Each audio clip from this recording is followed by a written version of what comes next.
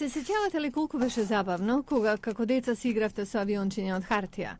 Повеќето луѓе ги оставаат тие активности кога ќе пораснат, но не и Роберт Ланг.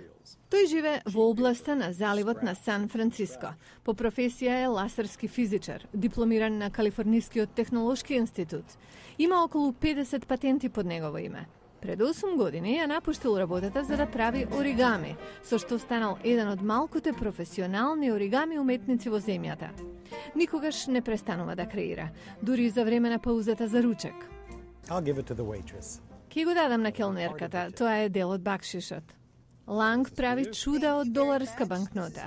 Ова цвеќе е направено од 6 доларски банкноти. Оваа чинија е направена од 3, а уште 3 се употребени за јастогот на неа. Под неговите вешти прсти, хартија, речиси од секаков вид се претвора во уметничко дело. Различна хартија сугерира различни предмети. Кога ја видов оваа хартија, мексиканска хартија, веднаш знаев дека сакам да направам саксија. Со неговото знаење за комплексните геометриски фигури, Ланг одиграл значајна улога во еволуцијата на оригами. За многу од овие модели не се знаело пред 10 години. Причината што правам многу животни е во тоа што мене ме инспирираат реални нешта, вели Ланг. Негови трудови со години се изложени во Музеот за дивината во близина на Сан Франциско.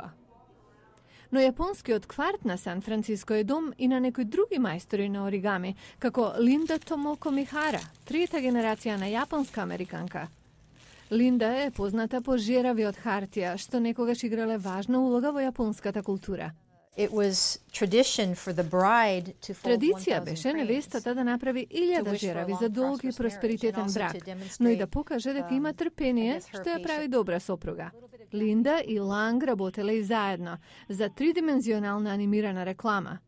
Успехот ги натрал да размислуваат за правење на прв оригами филм.